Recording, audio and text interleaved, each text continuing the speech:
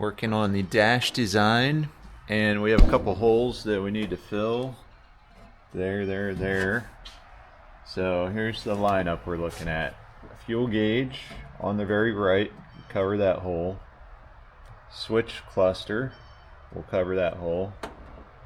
Speedometer, GPS speedometer will cover the large hole here. We'll put the horn in the middle so both passengers can reach it, and then we'll have a spot for a fish finder. That's our dash lineup. Drill the first hole.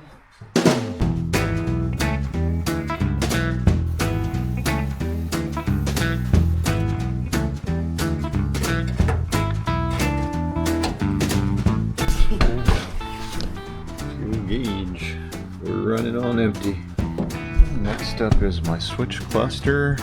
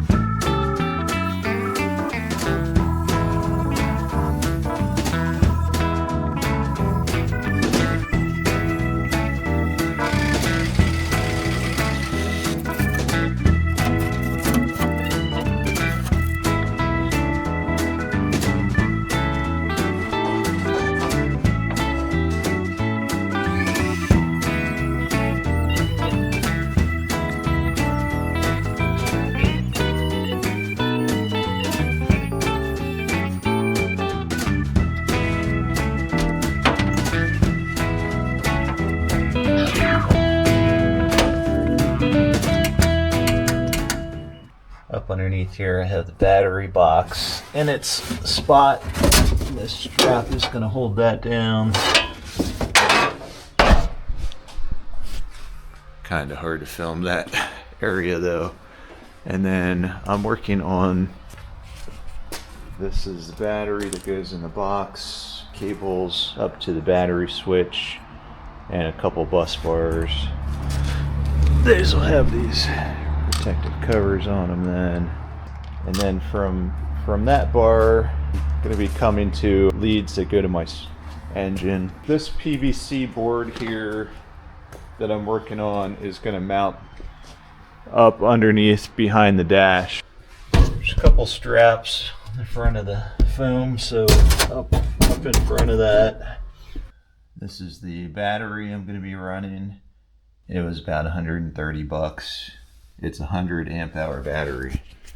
Crazy how much the prices have come down on these, but it's a Life PO4, Liffey PO4, I don't know. But that will last a long time, probably more than I need. And then you do need to have a special charger for that type of battery. Guys, check out this horn.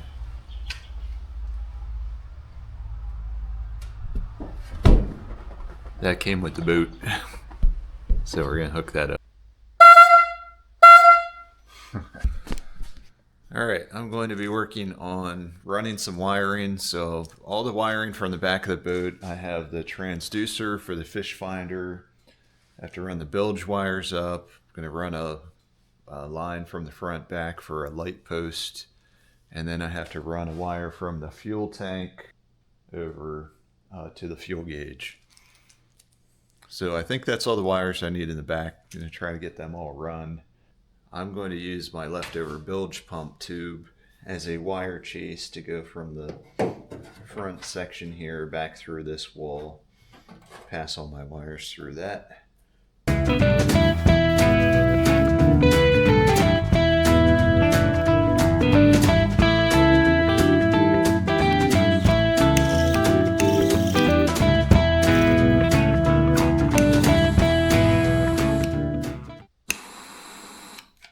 I also have this liquid electrical tape, marine grade moisture protection.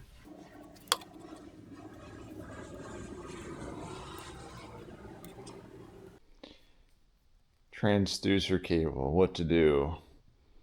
I was thinking about just running it through over the top instead of drilling the hole, coming through the hole and sealing it. I don't know. I guess I'll just do it this way for now. We can always at a future time drill a hole if we want to put it lower. Let's just run it over the top for now. Let's put on our transducer bracket. Put it right down here.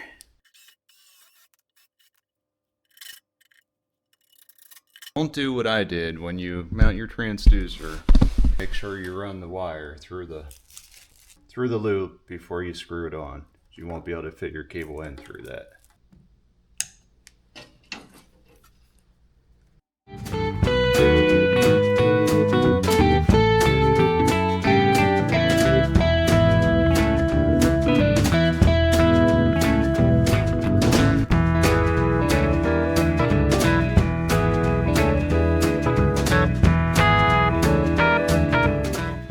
Alright, couple cable ties and that'll be done. That's for our fuel gauge. Alright, we have all 4 wires run up here. Now we're going to put a protective sleeve on here, section of this.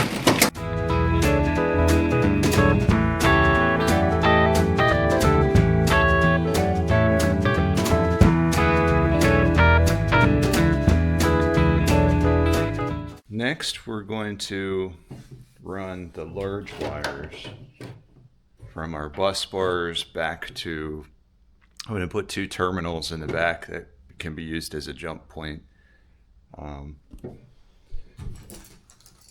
Actually, I was thinking I might use these, and I have a post here that I can connect the leads from the engine to this, and 2 main leads from the battery, the cutoff switch, because the battery is going to be way up under the front, so kind of trying to think ahead and think these might be handy to have.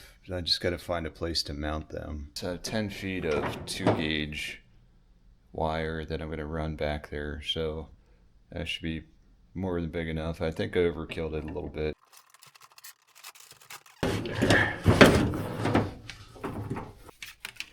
Okay, if you can, I think the trick is just sliding them on from there. It's so much easier.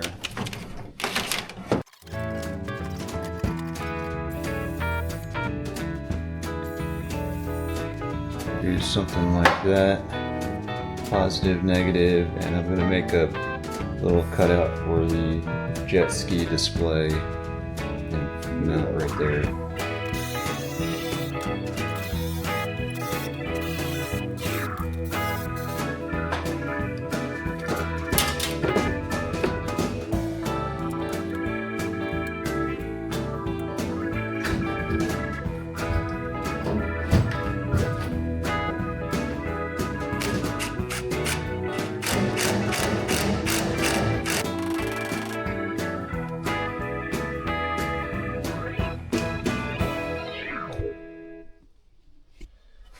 So we have our control panel from the jet ski, our engine lead there, and then up to the battery.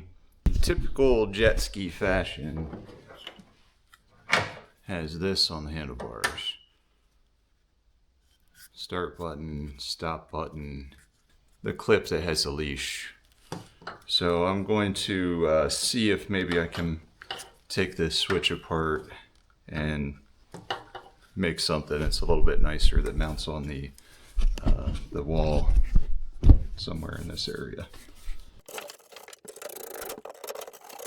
So a nice thing about this bus bar placement is it's right behind these cutouts in the dash.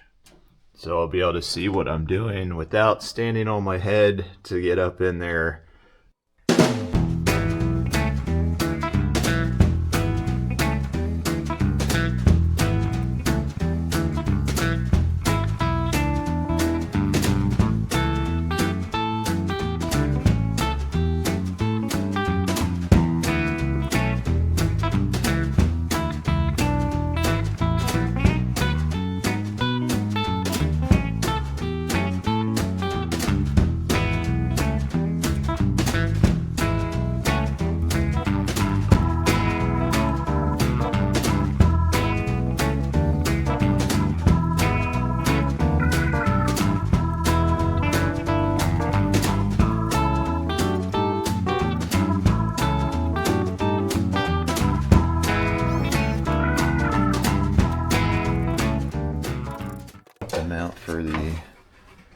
fish finder right in the center here.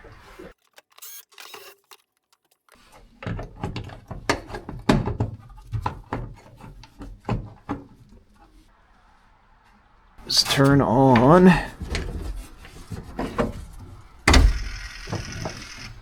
Got our horn lit up. That works. Fuel gauge. I think that'll be coming up as it gets a reading. This I wired with the switches, illumination, and the GPS gauge comes on together. This is the bilge. Yep, that's running. This is lighting. Those aren't hooked up yet. This is not used.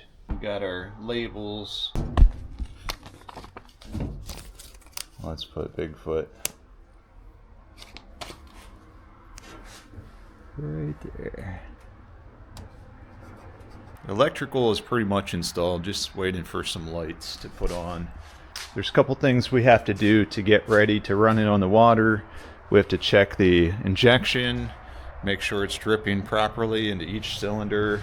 We have to siphon the fuel line. They're trying to fill the fuel line with fuel. So there's our filter.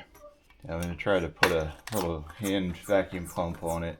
Oh yeah, see fuel coming in there. All right, yeah, we got it.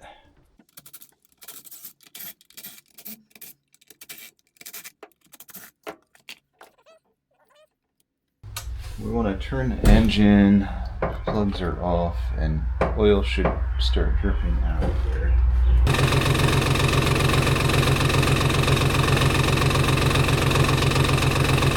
Should look up if there's a procedure for rebleeding the oil injection.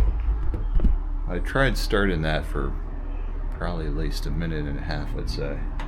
Must have, at some time during the build, bumped the hose containing this protective conduit containing all the injection lines. So I took that off, and two of the lines were actually disconnected. So I have the bleed screw open still, but a little smoky in here. But I'll run this just for a minute to show the oil injections working. I'll hold my breath. All right. You might want to hold your breath too.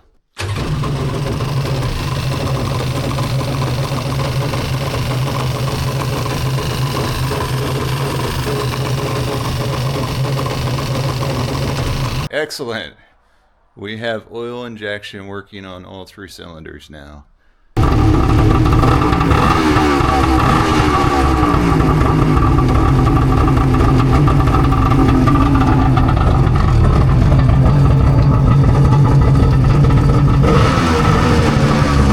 Spend a little time working on this guy now, see if we can come up with anything for that.